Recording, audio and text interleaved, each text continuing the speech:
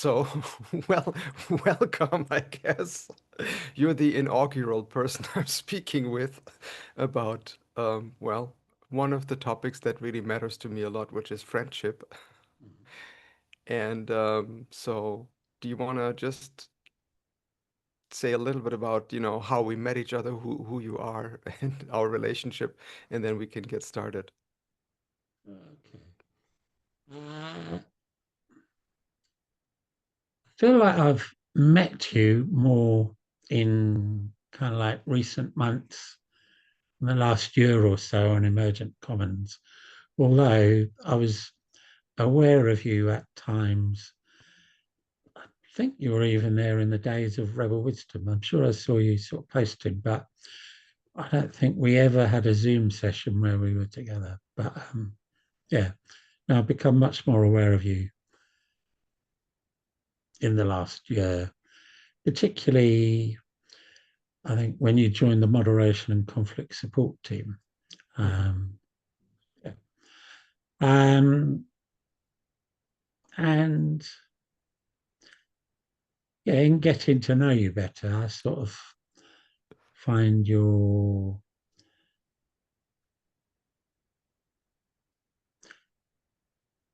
I like the way that you approach things a lot of the time. I feel there's quite a lot of care there, and there's interest, curiosity in life and other people, and yeah, you want to ask questions. Um, so you have qualities that I value, is what I would say. That's Yeah. my first And impression of you.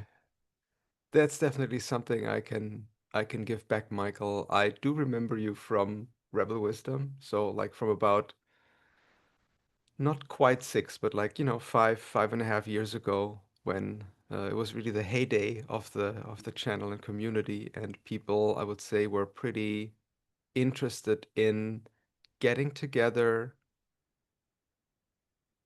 From what I felt was trying to find people who can bring back a little bit of sanity, because the world seemed to be going mildly to moderately insane, maybe. And maybe that's already for me a good starting point for what friendship offers for me. So I'm just gonna propose this now and see how it lands with you, and maybe then we can just like, take it from there and inquire just a little bit. Where, yeah, over the course of my life, friends have offered for me an opportunity to check out with them. Is what I am thinking about the world, about a topic, about myself, about how I'm handling something. Does that seem reasonable, plausible? What do you make of it? And then to do that with a friend rather than with someone where I feel, yeah, the person, I just don't know exactly, or I feel very uncertain about this person's motivations and like values. And so I would want to do it with someone where I feel quite some overlap in values, and then where I feel the person, um, yeah, as you put it, there's a sense of care. They care about my growth or my development, my well-being, and so whatever they tell me is hopefully uh, going in that direction for me. And so, um, just listening to that, what I just said, what do you make of that? Yeah, I would.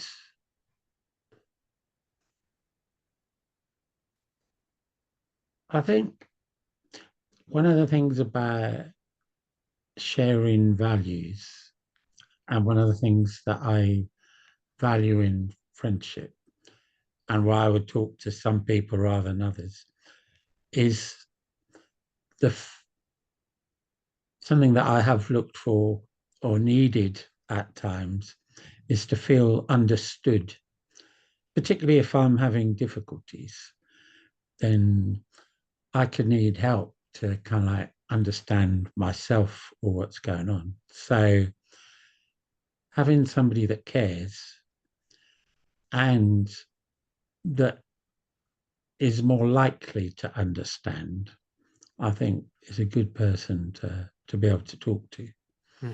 Um, yeah, because sometimes in my life I've got stuck, you know, around on emotional issues or relationships or whatever. But that's where, yeah, friends can sometimes be invaluable, I think, in my experience. And I want to just for a moment at least still stay with the word you used, understanding, especially in relation to the experience of being stuck. Like, I I'm not suggesting or I'm not asking that you tell now a wonderful story about how a friend helped you with understanding of getting unstuck, but can you speak a bit more about what you feel about or what you sense about this word understanding, what happens when someone understands you?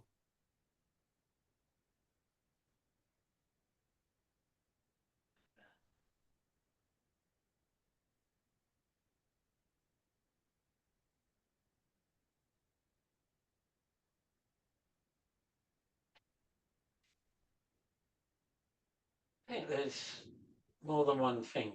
Um, I was chatting to Leilani last night um, about friendship. I mentioned your video series because it interests me. Um, and we were sort of talking about friendship and stuff. But I was saying that she's somebody that I met and very quickly kind of instinctively trusted her. And part of it was because I think I very quickly felt understood. And that understanding, um, it enhances my feeling of being connected to somebody. There's a ease between me and them. Whereas, there's plenty of other people, including on Emergent Commons, um, who I'd say I feel that understanding isn't there. So there's a sort of a disconnect. Um, but one of the reasons that I come to Emergent Commons is I feel a higher percentage of the people on Emergent Commons are the sort of people that I might feel understood by than in my regular day to day life. Mhm. Um, and the situation is such that I'm more likely to have conversations around with them around things that matter to me because that's kind of like the nature of the place. But so that understanding connection is part of it. Um, and when I don't understand myself, somebody that can see me better than myself is able to show me something or say something which may assist me in moving um, from where I am, even if I don't like what they say or whatever. Like, I think really good friends can tell you unpleasant truths. I think that they'll give you the truth with care. I think that, yeah. So, yeah, understanding, connection, and possible growth.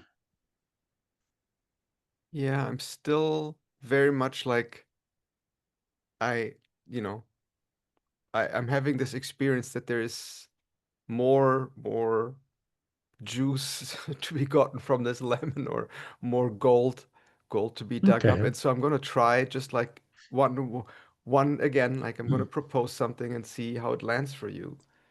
Mhm. So in the past, because when you use that word understanding in relation to my experience of being stuck, and then someone shows up in a certain way and I have this experience, oh, I am being understood and now I understand myself. For me, part of what is happening is that somewhere in my experience, and like unfortunately in our culture, we can either use very scientific or woo-woo terms. And since the scientific ones, I haven't found any that really speaks to my experience. I'm stuck with the woo-woo ones. And so I'm saying in my soul, in my spirit, right? So like in my inner experience, somewhere there is a disconnection. There is an experience of like energy or a motivation or a direction or something wants to happen, but a different part of my experience wants to prevent that or is against it, or there's some kind of like disagreement or like a separation between certain parts of my experience and other parts of my experience, and I don't know how to bring them together. And because they are not united, it feels very unpleasant on the inside. Because I can tell that I have a part of me that wants to act in this way, despite the fact that I have another part of my experience that is suggesting to me, yeah, but that's bad. And if I then can speak with someone and come to this experience of understanding, it really feels like some kind of bridge is being built on the inside. And all of a sudden, I can find a path forward that doesn't exclude any parts of my experience as valid. And that experience is so transformative. And I imagine it happens in therapy, it happens in coaching, it hopefully happens in good parenting relationships. But for me, it also can definitely happen with friends, and it has happened multiple times where I can think of an encounter with a friend where I explained to the best of my ability a predicament, a situation that I found myself in, while at the same time being entirely uncertain how to proceed because I felt if I go this way, then I'm cutting myself off from this part of my experience. And if I go that way, I'm cutting myself off from that part of my experience. How can I live my life and feel that I'm still whole? And if then the other person can somehow manage to find this very alchemical combination of the elements where they kind of suddenly go together and can play together in a way where, oh, I can do something entirely different. Or, like I can talk to the people involved and actually explain myself. And then I can hear from them what they have to say or whatever it is. But like through some process of validating that the parts that want to go in the different directions, that each of those parts is a valuable aspect of my psychology, to use maybe like slightly less woo-woo terms, then I can feel understood. And by virtue of having then the ability for those different parts to come together, grow together, exchange energies, whatever, I feel that my life all of a sudden, yeah, becomes more whole and more wholesome and far less stressful and there's far less anxiety.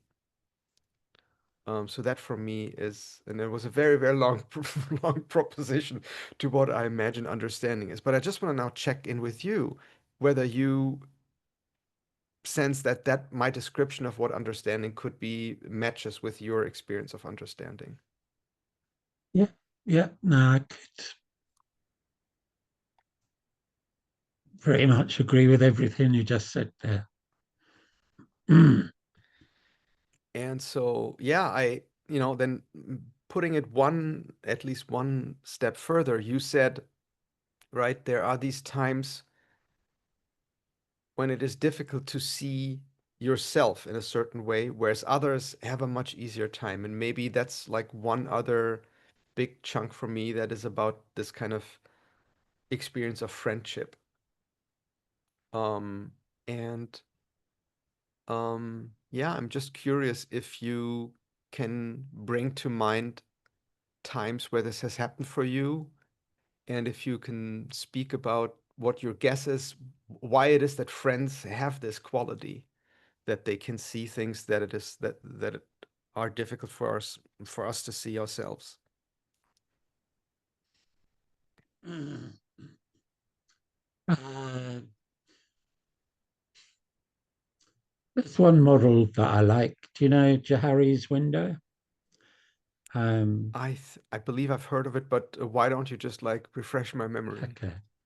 It's it's on a Johari's window is four squares, and up one side of the window is there's you know and you don't know, and along the other side is others know and others don't know.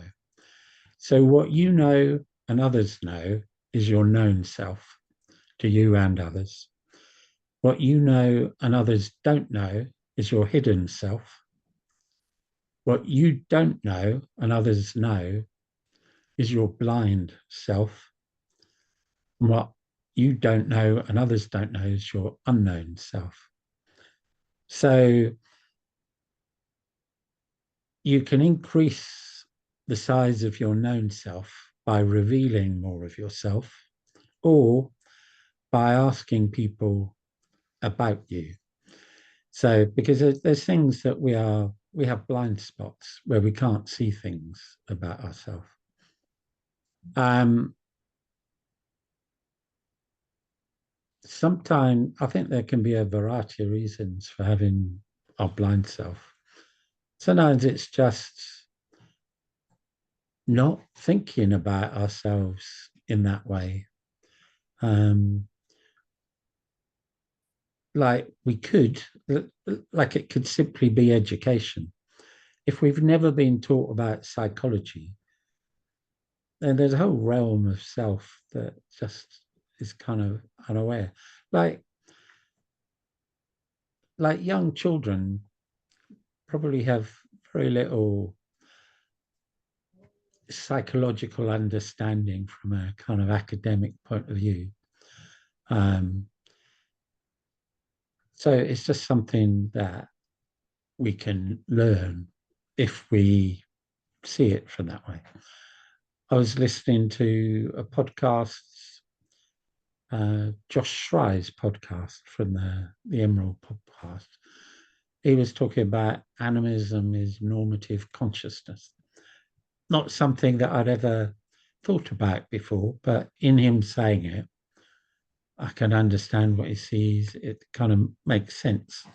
Um, and it may reveal a bit more of me to me, like following it. I'll have to listen to more of it. So it may simply be education.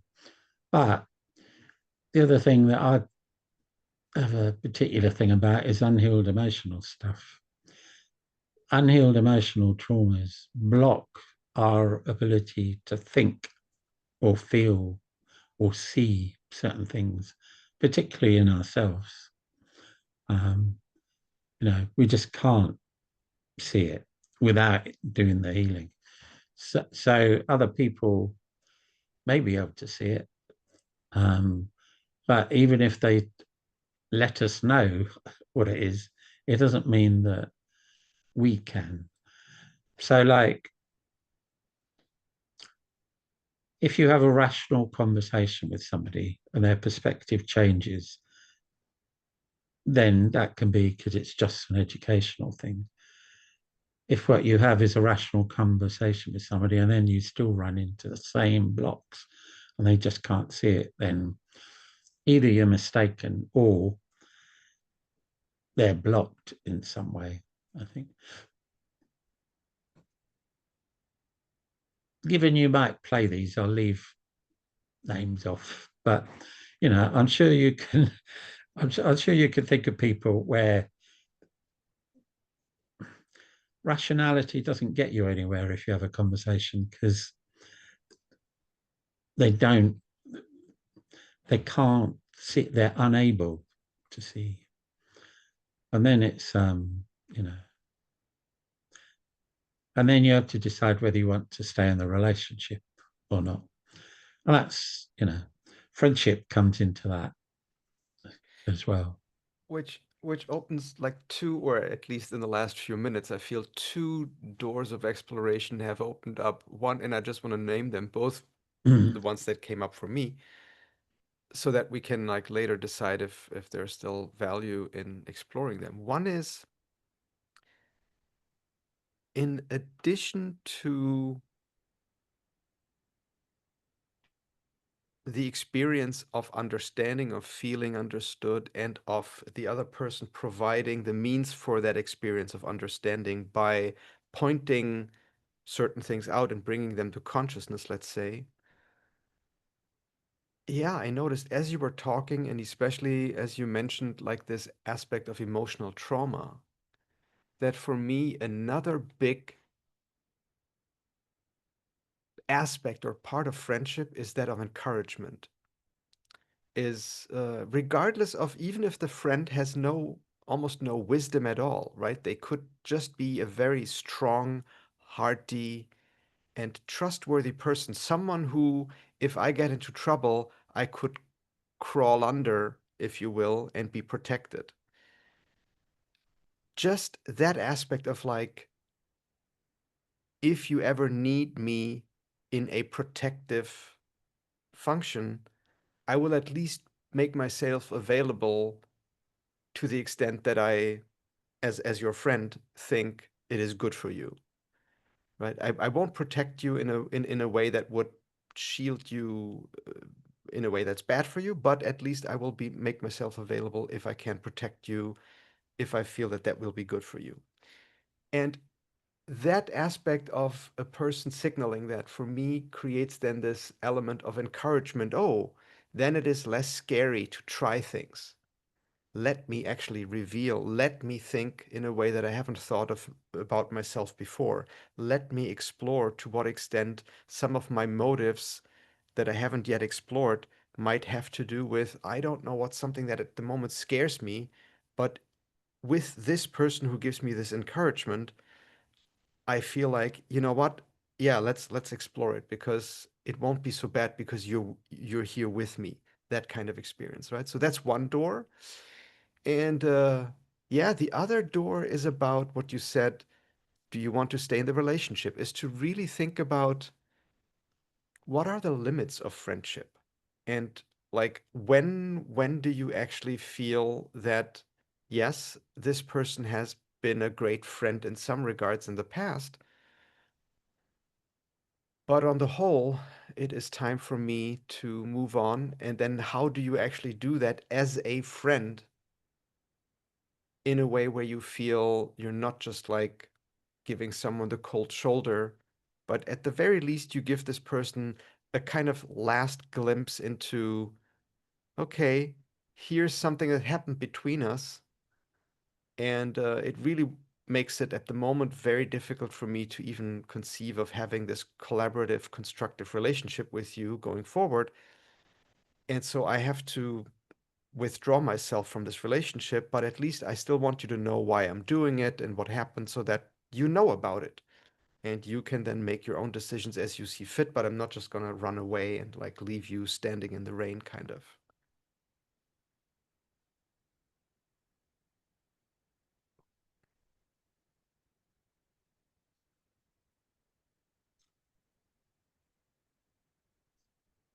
I think I've had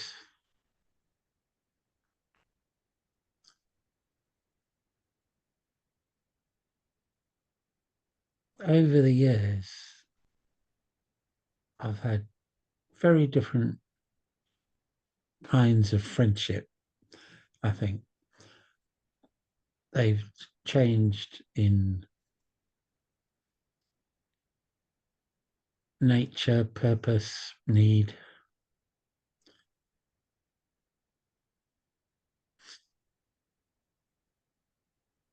And yeah, I think a friendship is a particular sort of relationship as well.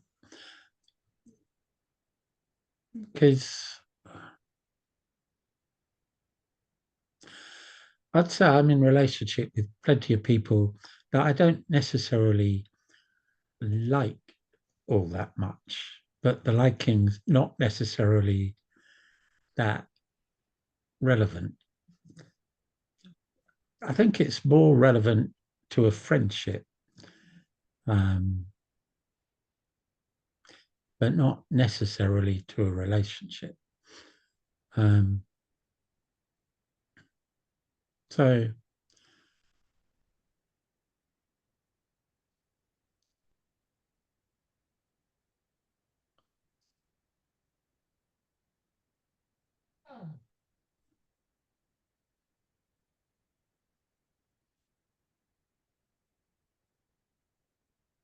when I was younger, I used to get bullied quite a bit.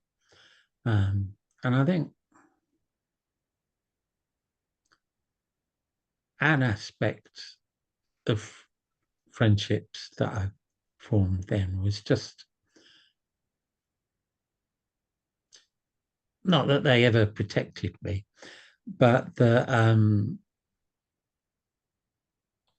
think I think the friendships in a way supported my self-image that I was okay. You know, this person likes me, so I'm okay. Because I think I had quite a number of kind of confidence issues, kind of like when I was younger. Um, the time that I felt most friendships develop of more purely liking each other, and I was more confident by then, was when I got to university. Then I think, and again, it's a bit like what I said about emergent commons. I think there was more people that I felt understood by within university. There were more people that I felt I could connect to. Um,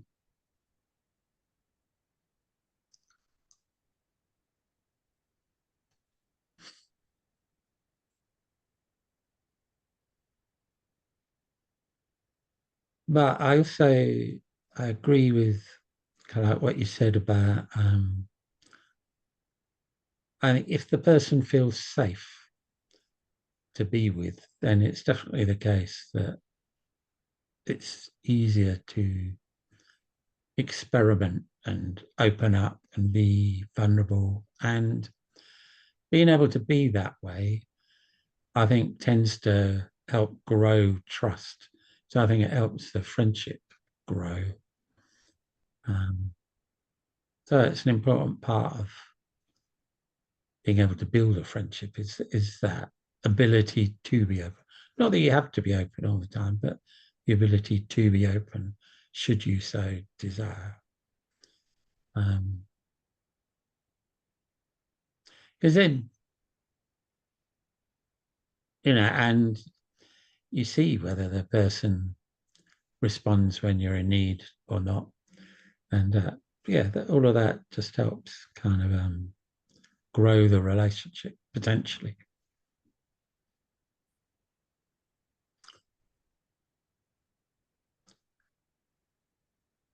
On So that was one door that you're talking about. The other door you're talking about is staying in or not relationships. So I think relationships, including friendships, can serve a number of purposes.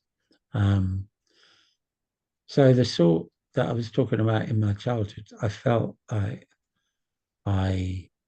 needed friends. So I think when I need somebody, then the tendency is to want to stay in the relationship. That's particularly true with like romantic relationships, I think. And you know, that that's where the need is commonly the strongest. But it doesn't just have to be romantic relationships. It can be regular relationships. Um, or I can be the one that is needed. Um,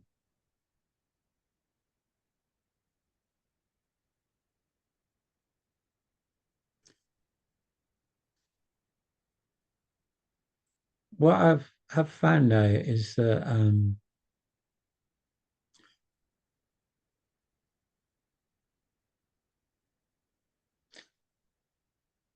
I think you've probably heard me talk about my breakup in the past, like 30 years ago, whatever.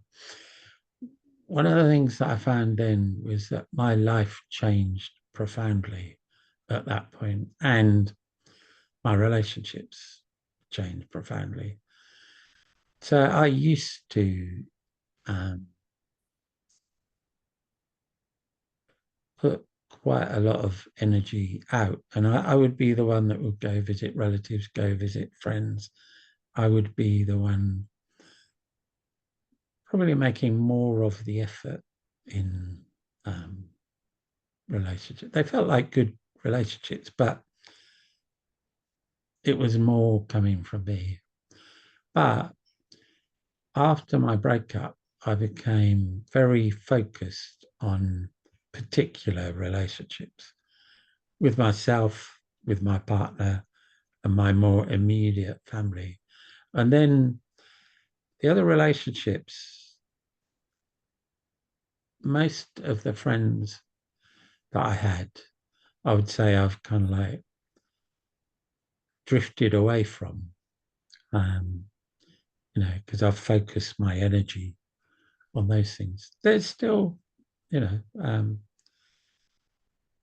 there are still people that I kind of touch base with very occasionally, but yeah, they're the people who put in some energy into staying in contact with me, I think. Um, and that feels all right to me. Um,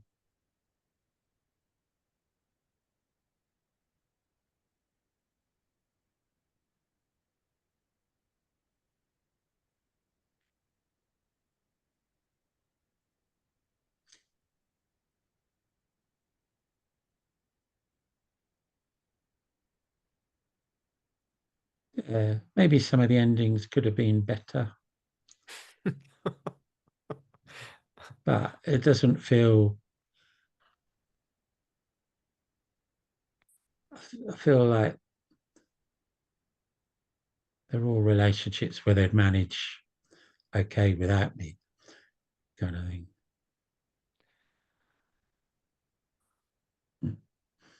Yeah, I certainly have a similar experience in my past where, in my case, also a romantic relationship created a lot of initial excitement, energy, um, even like a sense of certainty about direction or something. But then that relationship, and it would go really way too far now to share any details, but the relationship ended and it created for really quite a long time a gap of sorts, which was an opportunity to dig deeper and inquire into what is that experience of that gap about. And a few years after the relationship ended, I actually had a second encounter with the same person. which didn't turn romantic, but at least created in me the motivation to once again very, very intensely look at that gap and yeah, really kind of say, okay, until I have a little bit figured out what is going on, I don't want to just like pretend that everything will be fine. But I needed some answers. And it was not a very pleasant time or period in my life. I remember many evenings crying, crying myself to sleep in a way. Um, because it felt like, yeah, something is missing or something is not whole, something is wrong, especially something with me is wrong. And luckily, I found some answers that have worked for me, I would say. And ever since then, I would also say that the ways in which I engage in and pursue relationships has really changed. Um, and two of the major aspects, and I really think that that has also enhanced my friendships ultimately. Two aspects are no longer having this anxiety about relationships as much as I had in the past. So before that had happened and before I had found these answers, I was generally probably not securely attached, but somewhat like semi-securely and anxiously attached, by which I was always like, ooh, what if this person doesn't like something that I do or say? And then I immediately needed to become active and like, oh, repair, and like do what. So there was always an element of just under the surface potential desperation to be triggered that could then lead me into some sort of action. And the second bit is related but still somewhat independent, is a general experience of responsibility for the other person's well-being, where now I would say I really enjoy the experience of care. I enjoy the experience of receiving needs and looking at those needs, and to the extent that I can become active and fulfill a need, oh my goodness, this is so beautiful. This is so lovely. And I am not responsible for the need, right? So again, there is this absence of the desperation. What if I can't do anything? Then I'm a terrible person, or whatever might otherwise occur to me. And yeah, it has certainly meant that I have become still at times very eager in pursuing a relationship because it just feels, and maybe that's what the one additional aspect I would like to explore with you. Like, how do you know that someone is a potential friend who you want to pursue, generally speaking? So I still have that experience quite a bit where I meet someone and they contribute something to my life, and all of a sudden I know I want to really kind of spend some effort in seeing if I can build a relationship with this person because I can feel there's value there. There's something that will make my life richer, and I would like that.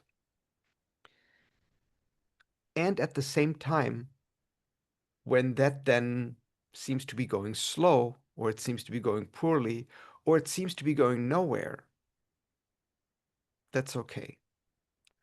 Because I have done my part in trying to detect the signal that is out there, pursuing it, and then the rest needs to come from good fortune of the universe blessing me with like maybe, a new friendship or a new relationship. But it is not really up to me whether that happens. So I can only ever do my part in this dance, in this process. But then the other side needs to willingly cooperate.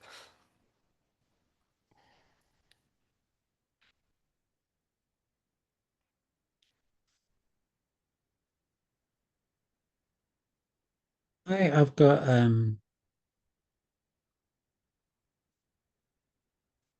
different factors can come into play for me.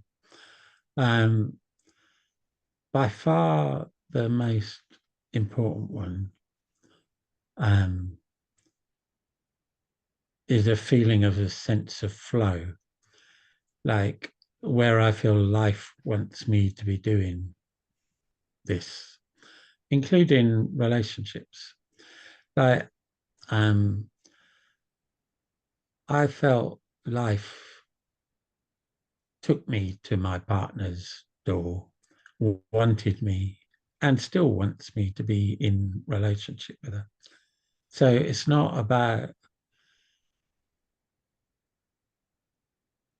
it's not fundamentally about friendship. It's it's more about this is what I'm meant to be doing in my life. Um, and that so and that feels like a lifelong, including eternal lifelong commitment. So it's for eternity, as ghosts or whatever as well. Like um, it's a commitment to a relationship with this other person. Um, and then I had the same sense, but weaker, with one of her stepsons. One of her sons, my stepson, who's special needs, who's kind of brain damaged at birth, and he's 33 now, and lives in a care home. But I feel a very strong sense of commitment to him. And after myself and her, he's my next priority in life. And then I have that same sense of flow that life wants me to be doing something about being on emergent commons. So again, I am committed to emergent commons for however long it exists and doing what I can to help continue its existence. So for me, any relationship that I have here isn't just about friendship. It's also about this sense of purpose that I feel and that life wants me to be doing this. Um, so that's one part of things. Other than that,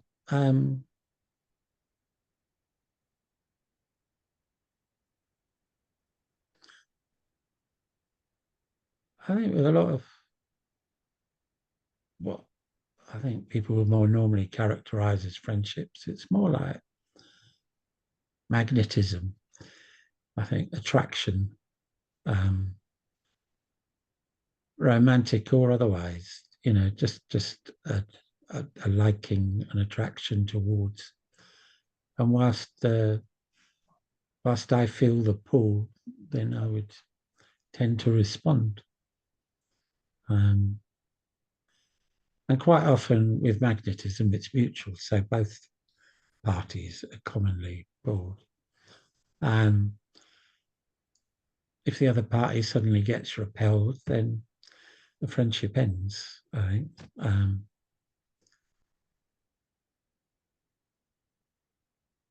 Or if,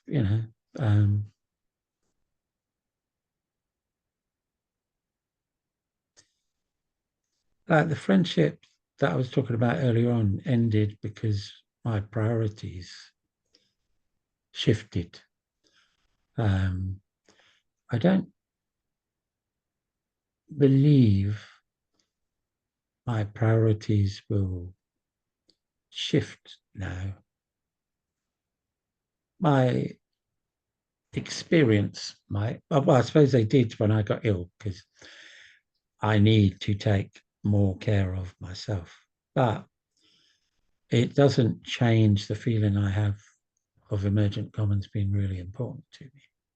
That remains the same. It's just I've got less energy and time available for it. Um,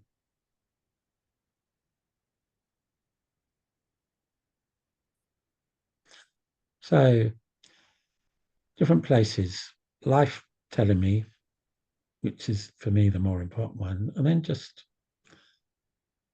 a more normal attraction towards and then responding to that feeling as it arises. And if it goes, then easing off, so just working with what I feel without necessarily kind of judging it one way or the other.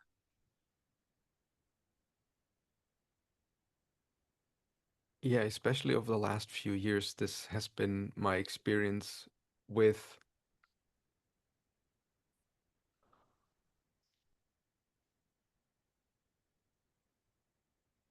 allowing myself to act in service of pursuing a relationship or friendship without fully, and there's this word again, understanding the meaning or the purpose or the exact nature of why is it that I feel this person will bring something of value into my life. But just like having that experience that that is so. And then, yeah, just being like, yeah, I'm not entirely sure what it is that this person is doing or saying or contributing, but I feel pretty strongly that by reaching out and signaling, hey, I can't say exactly what it is, but there's something about you that makes you interesting to me. Would you be open to a conversation? And then it has been fascinating for me to make the experience that not everyone that I've approached this way, but quite a number of people that I've approached this way were open to that. And then sometimes something really magical has happened. So for instance, um, one of the people that I met at Rebel Wisdom, uh, Yang from China. I don't know whether you remember him. He is, I think, also a member at Emergent Commons. Um, and it's funny because like just a few days ago, I was like looking through emails. I was like, yeah, I think like I sent him an email a bit over 5 years ago, and indeed I did. And I said something to the extent, hey, yeah, like on these community calls with David and Ali, you kind of frequently say something really kind of alive or very kind of like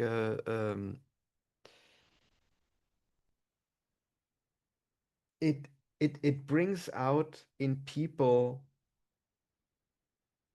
more curiosity and more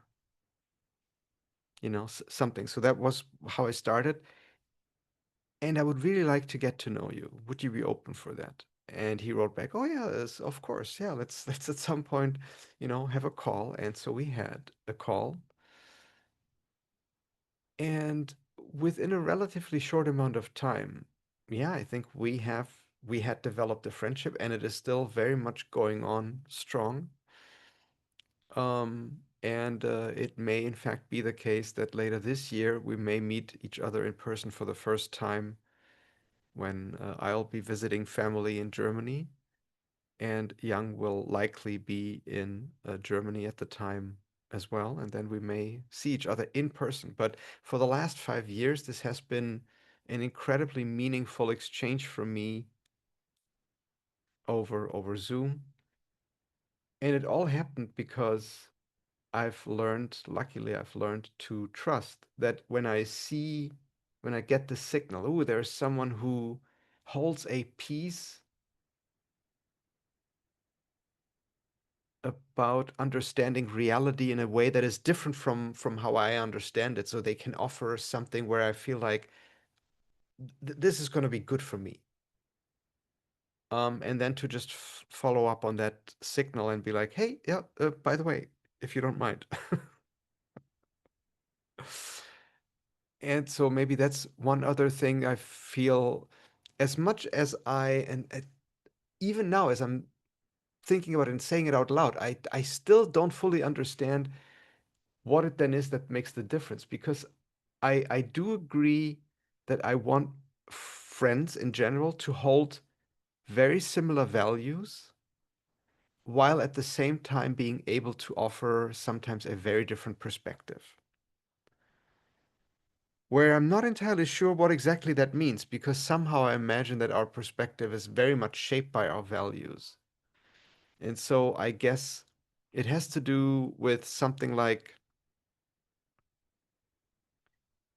how the different values are reconciled, let's say. Just like in Western cultures, values of, let's say, a freedom and care for the group might be like individual liberty and collective care might be traded off differently than in, let's say, Asian cultures. And so, but I have both values, and I'm pretty sure Young has both values. But by having this kind of like different perspective, then it really creates an opportunity to, yeah, really expand also my understanding of how one can look at the world without necessarily feeling something is off or something is wrong.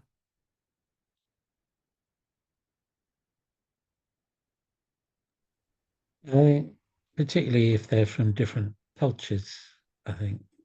So I think I vaguely do remember Jan. I don't think I've ever noticed him at Emergent Commons, but I think I do remember him from Rebel Wisdom because I think he stood out because, like Sharif was, the only person from Kazakhstan or wherever, and China. And Brian, in a way, stands out because although he's American, he's kind of like living in Japan, sort of. Um, Whereas there's lots of us Europeans and Americans and quite a few Australians, but yeah, far less people of colour as well, really, on Emergent Commons. Yeah.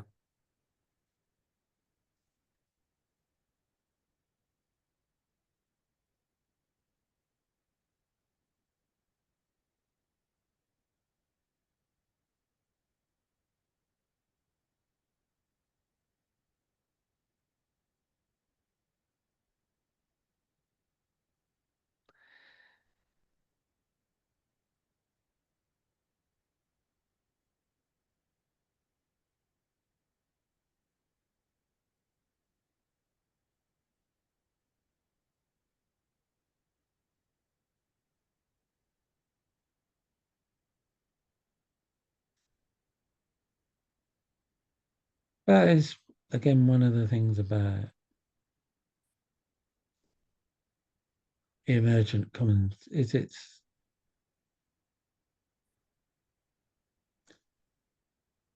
again, with some people and not others, it feels like there's space to grow. There's the potential for the relationships to grow. Um, so although it's an online community, like there are people I've met in person. Um, I'm meeting Joe Cole in person next month because we're both going to the Ali Biner, Josh Schrey sort of talk. Um, so there's the potential for things to become more over time.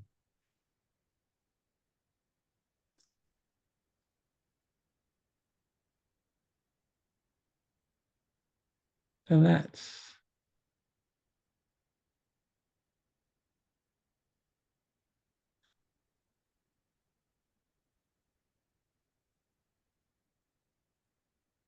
I think that's another important part of the relationship. It's that potential for it to become more. Because if it runs out of that potential or it doesn't feel it has that potential, that comes back to your question about whether or not to carry on the relationship if it feels Yeah. like it's had its time for both of us. And I'm now it's really it's I can feel a curiosity coming up in me, which is whether or not I myself am making a difference between a person's ability to grow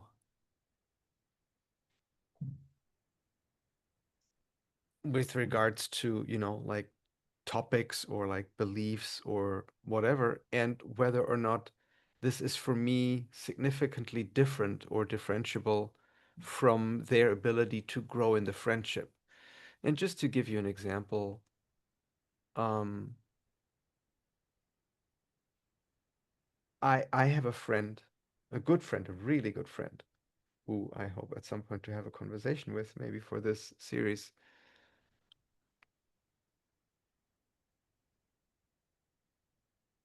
who, in my experience of her, she has,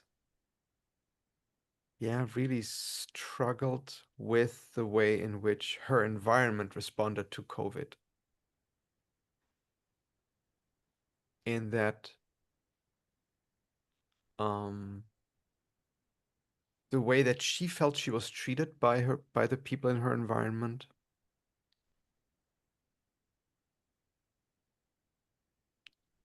has, I think, made it very difficult for her to still have openness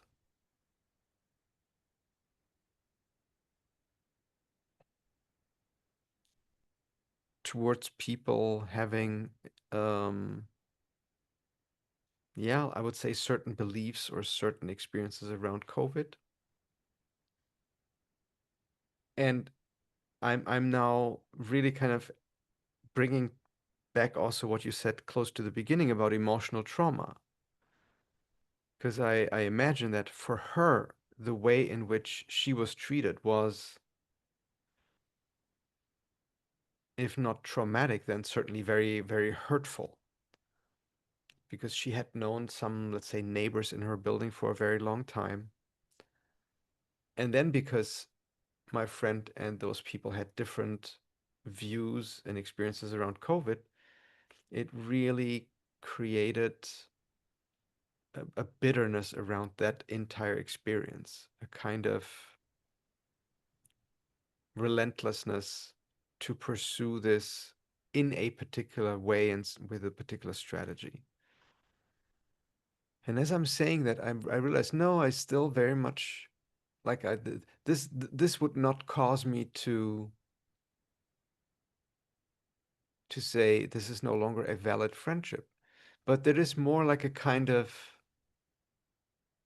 sadness, maybe, knowing that my friend has this experience where there's very little openness, very little curiosity left around, oh, what is it that other people think about this? Or what is it that other people feel about this w- with a genuine curiosity? And instead, I see what is happening more as my friend looking at other people, making a very quick snap judgment about, oh yeah, this is like one of those, and I forget whether it's COVIDiots or COVIDians, like, one of the people who believes this about COVID, and so I no longer need to have a conversation with them at all. And it does create a kind of closedness, which I find very sad. But luckily, we don't talk about COVID very frequently, and I myself don't have very strong opinions. Luckily, I have fortunately not been affected myself in a particularly strong way, other than once or twice maybe getting like, you know, pretty sick, but it has not left me in a terrible shape like I know some people, and it also hasn't. I found the way that, certain governmental edicts were handed out. I found that very unfortunate, and hope to not see that again in my lifetime. And yet I don't see that with, let's say, the same fervor as some people at Emergent Commons who accuse governments of being totalitarian in their approach just because they really wanted to keep everyone safe out of desperation. So for me, um, yeah, it's like I think I have luckily been able to keep myself naively maybe so, but like open and curious about that as a topic. And yeah, that it then feels a little sad that for my friend it is a very close topic, and there's definitely on that topic growth would be very difficult.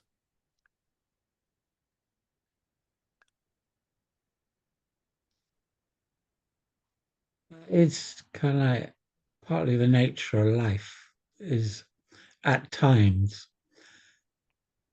it creates situations which challenge our relationships, our friendships, that stresses them. I think, and then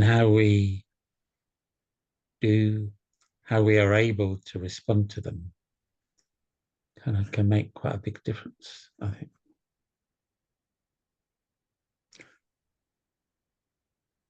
Yeah, because I think things like COVID probably ended loads of relationships between people that people weren't aware was going to be a problem.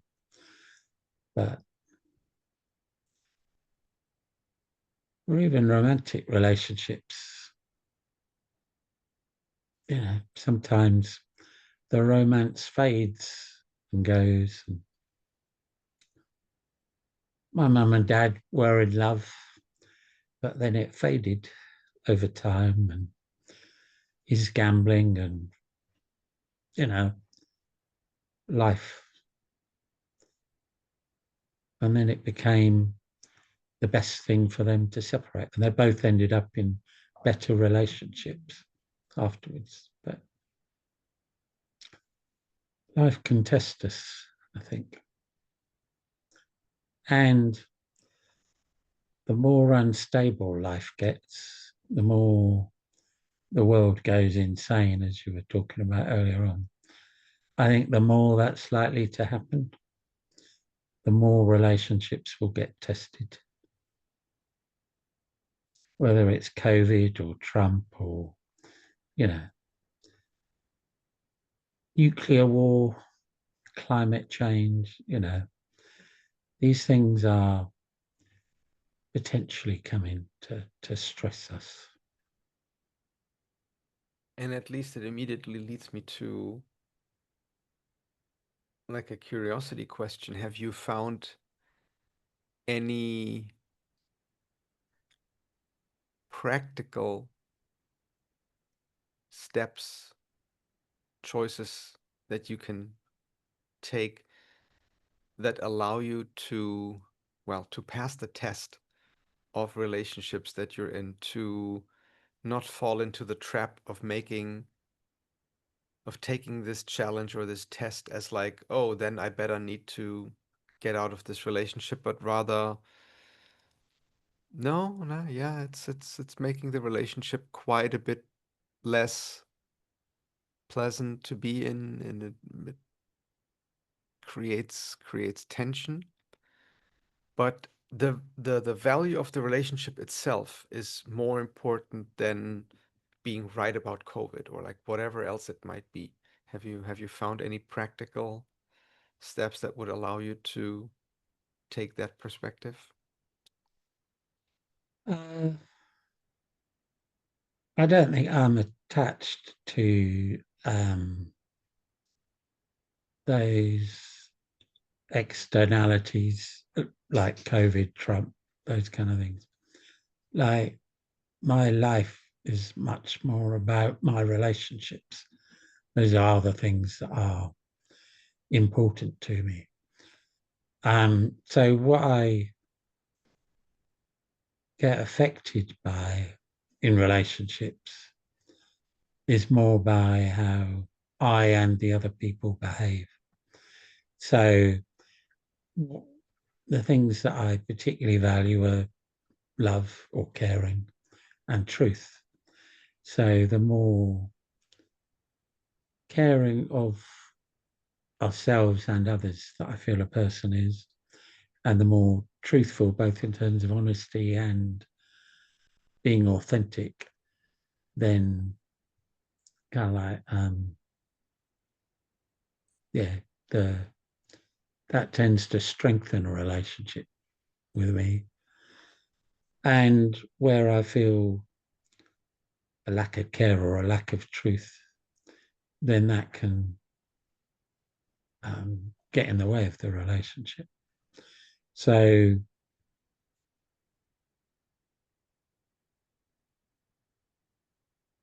yeah, one of my partner's sons, who I thought was pretty caring and pretty honest, it became clear at one point that that was not the case. So, it damaged our relationship enormously.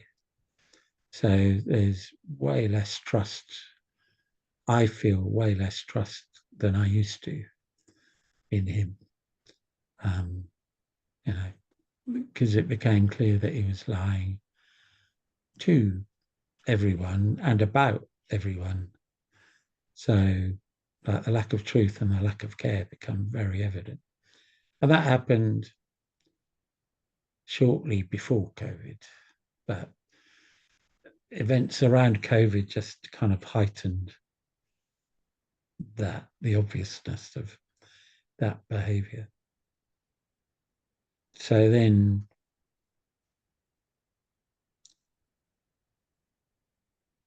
for the moment, I prefer to have him at a distance in my life, although he's still family.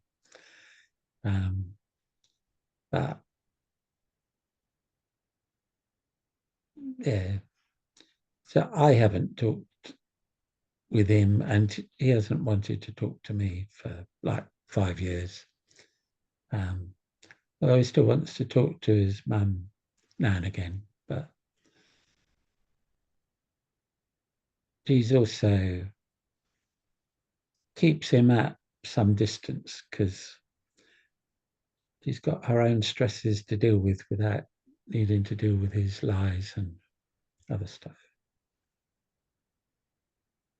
So, yeah, it's not particular topics, it's love and truth that tend to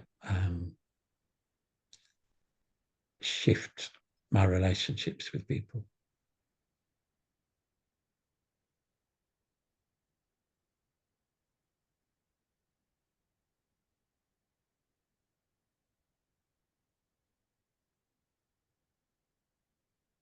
Yeah, it's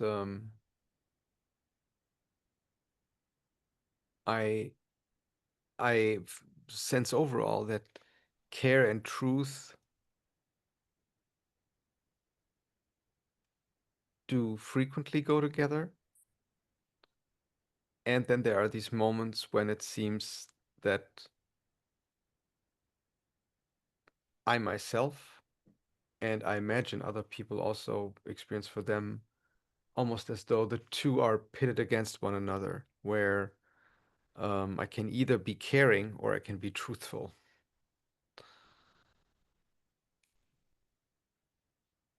And it's interesting because I imagine that, for instance, at the moment in our community in Emergent Commons, that's at least one potential lens one can take on one of the situations going on that maybe we'll find a path forward with that supports the community.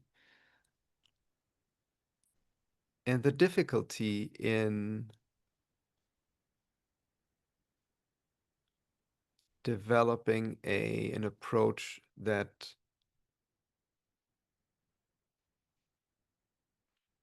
for myself, if I need to deal with a situation that really kind of values both care and truth maybe not just like in every second equally, but at least where both values are very clearly expressed.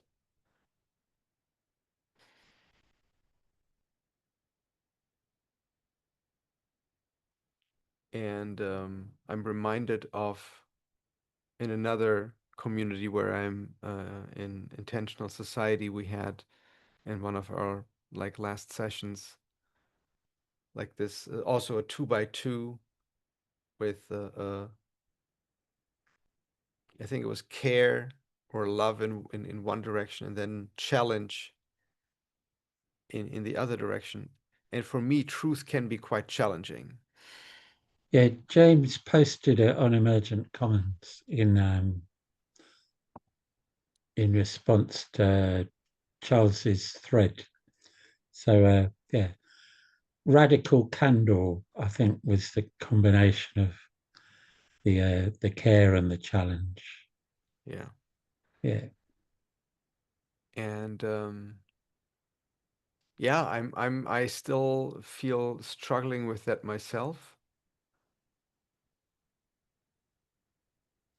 And I would say, generally speaking, that probably I have a preference in the friends that I have in my life to ask them to be to show this kind of uh radical candor, this very caring but challenging truth telling, and to do that with me.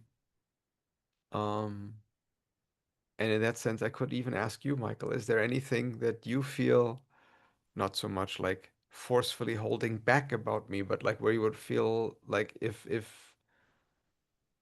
I know that if you were to tell me this might be slightly unpleasant or challenging, but it might be really good for me to hear.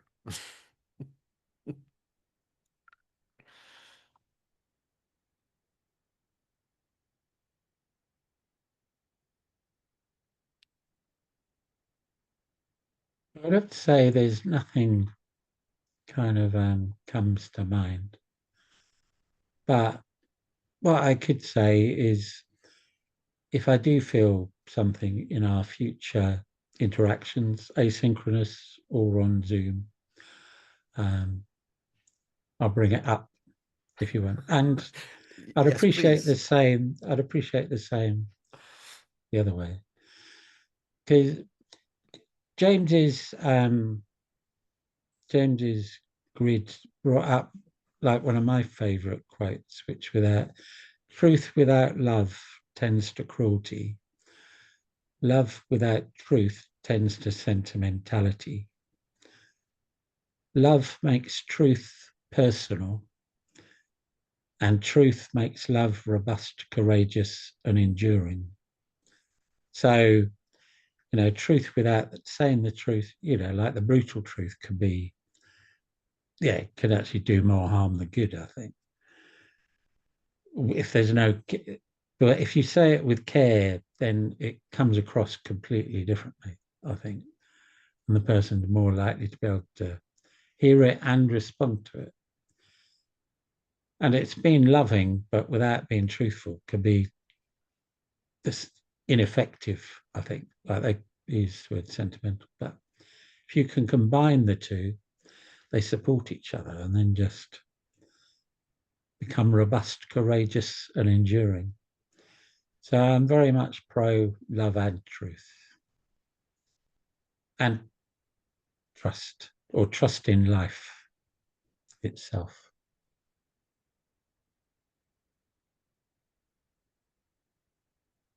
Yeah, I'm right now f following a line of internal inquiry, which it's not exactly like it's certainly not on the topic of friendship, which is like why I'm struggling a little bit whether or not to bring it into this conversation now. But I equally sense that it's a very, very important, for me personally, a very important goal to develop my ability to find in this two by two a path that is probably still You know, like if I had to take a guess about my own stance and attitude, am I missing love and care or am I missing the challenge and truth aspect? I think I would rather err on the side of developing the truth and challenge aspect. Um, in the sense where sometimes I probably have a tendency to, yeah, just say, oh, you know, like if I don't say it right now, I can always say it tomorrow. So let let me sleep on it one more time, and you know, maybe I'll find an even more caring way of saying it. Only then maybe to never say it at all. And so um, it's also interesting for me to think about, is it ultimately that important? And it's really an open inquiry, so I'm not suggesting I know the answer either way.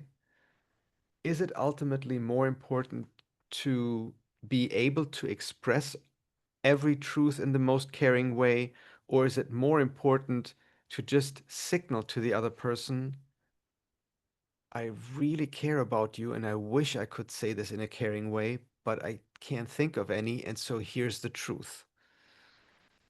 And it may then be presented in a very cruel or harsh way in a container, in a setting that hopefully the other person understands is a setting of care. Because I think there are probably truths that I would have to tell people sometimes, or that would be good if I told them to people, where I just can't think of a particularly caring way of saying it. Okay, in terms of that, I've for me, I have a clear sense of what's more important for me.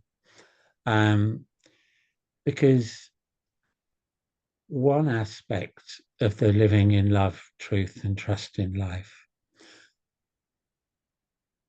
and probably one of the most fundamental, is that it's a framework that allows me to manage my emotions because I,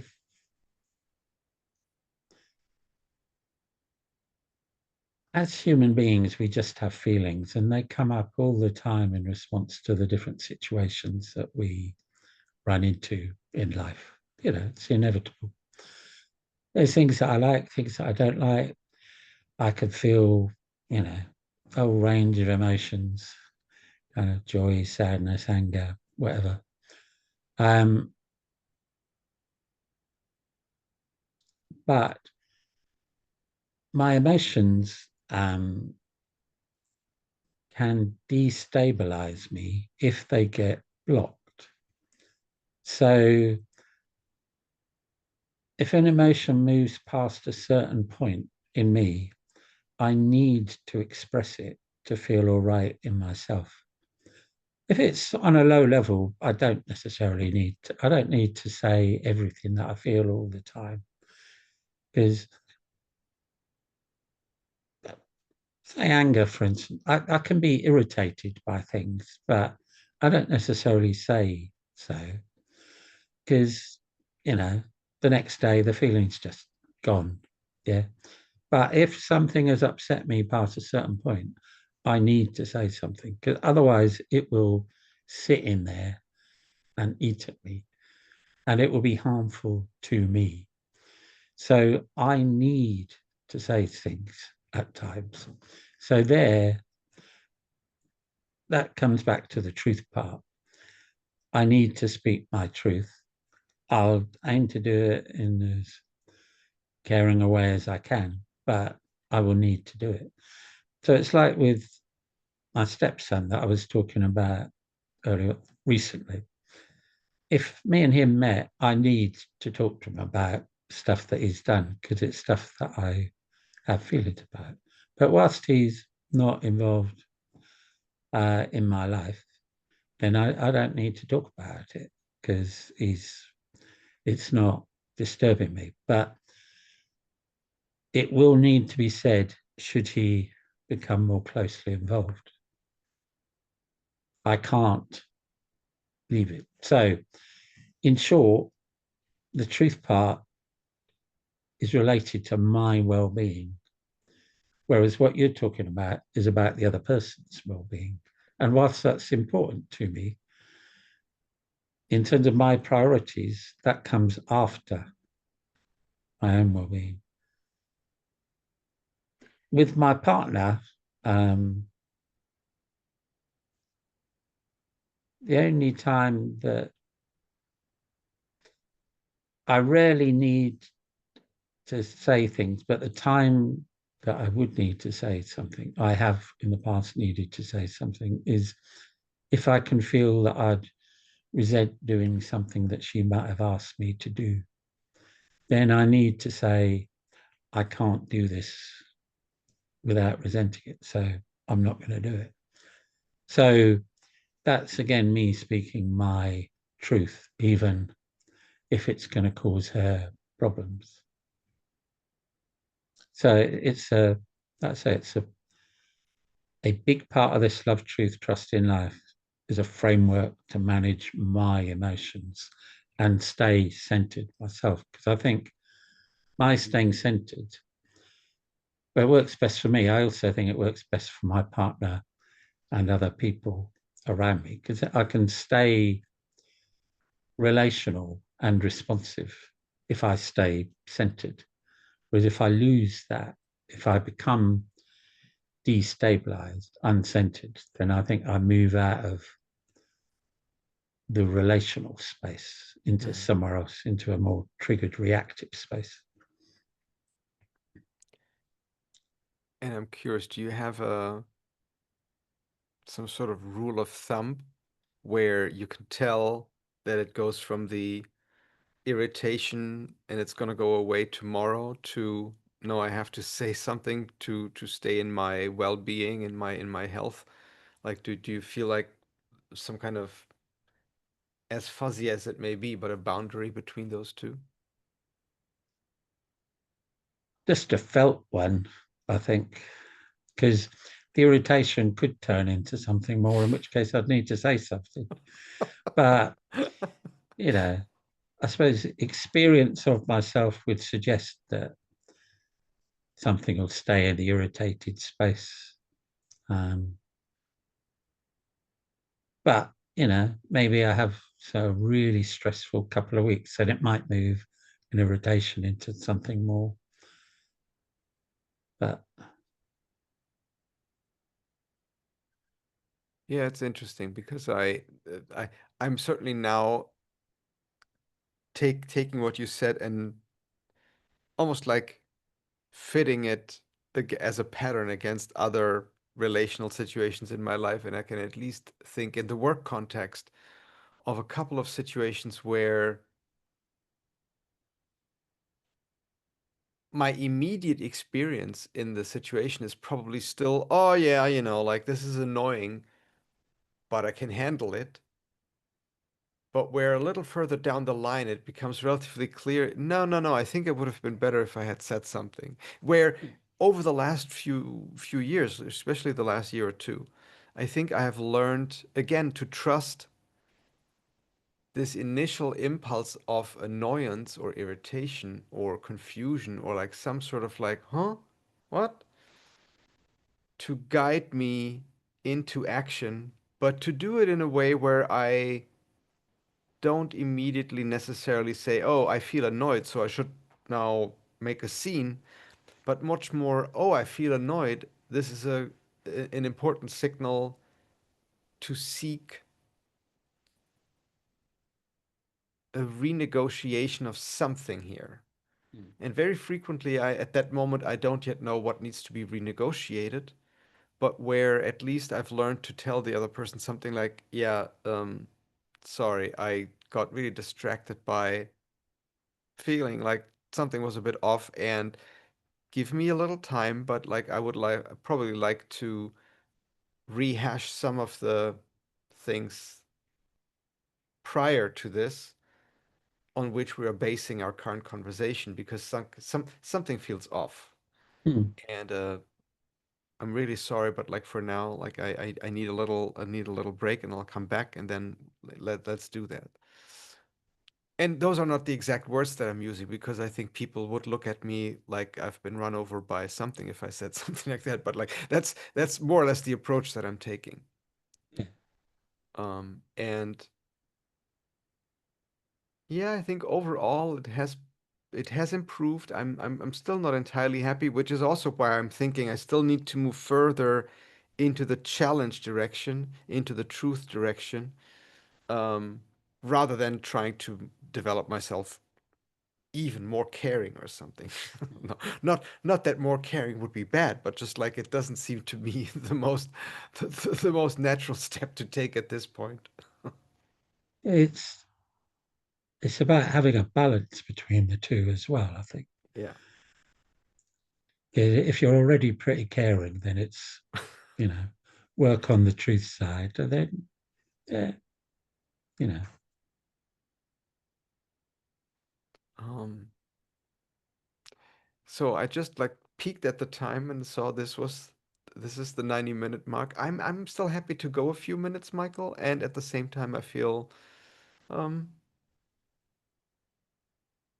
at least I don't have like this burning question that if we don't get to it today, it would be terrible or something. Um, yeah. My ecofo session starts in 15 minutes, so I don't have to rush off, but I do need to bring it to an end, yeah. or for us to bring it to an end fairly soon. And In which case, maybe I just want to take this opportunity to even like, you and I were not like close friends, best buddies or something. And yet I've experienced you over the years as an incredibly stabilizing and when it comes to frequency, a very like foundational low frequency, like a very pleasant bass instrument, right? Where a lot of the activities happening in emergent commons can use you almost as a sounding board, and maybe that's why you're part of the moderation and conflict support team.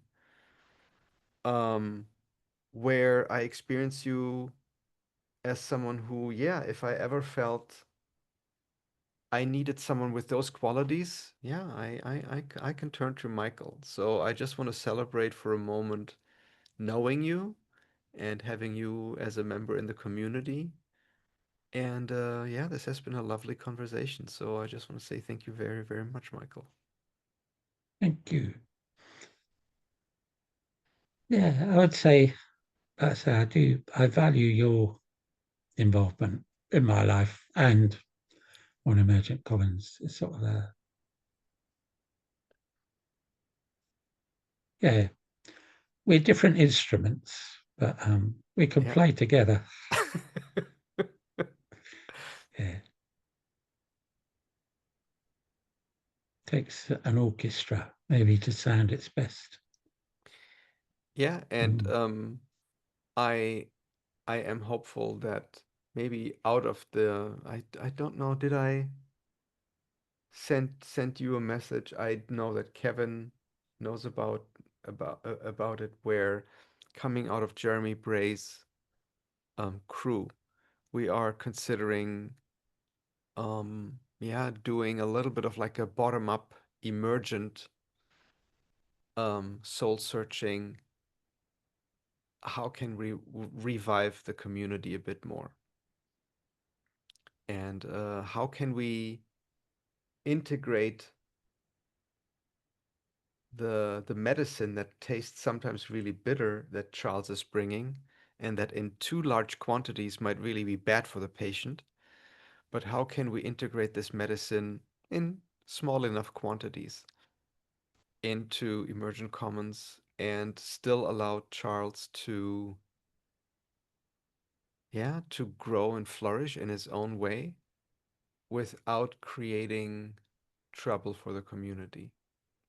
So that is going to be one of our inquiries. And Yeah, if you're interested, I can send you the link to a document where I've started collecting some emails, and I actually want to either later today or tomorrow send out an email asking people for their availability to maybe come together for a conversation as a group.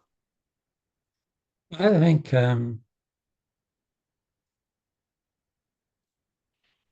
amongst other things, I think an open campfire may be one of the things that's kind of needed because I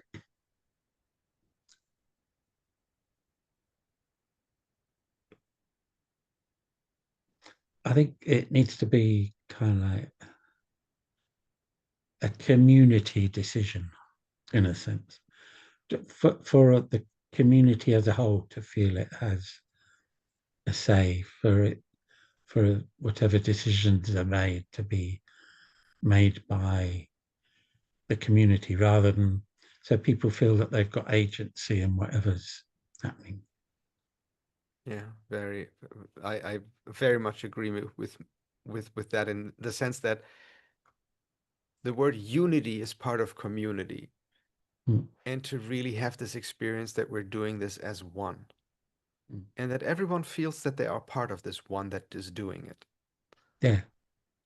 And it is something that has become a bit more challenging over the last few years, in part because there have been these kind of cracks or fragmentation, fault lines between parts of the community. And so I think the most important thing, regardless of any specific decision to be made, is to hopefully give people access to an experience that, oh, no, no, we are still a community. I definitely feel there's a community here, but it's struggling. A bit. Yeah, yeah. I'll be there. Like I will remain involved. Like I say, it's. I feel life wants me here. So yeah. And glad to have you on board, Michael. So I yeah. really wish you now maybe like a few minutes of like, R&R, a little break, and then a wonderful Ecofo session. Thank you.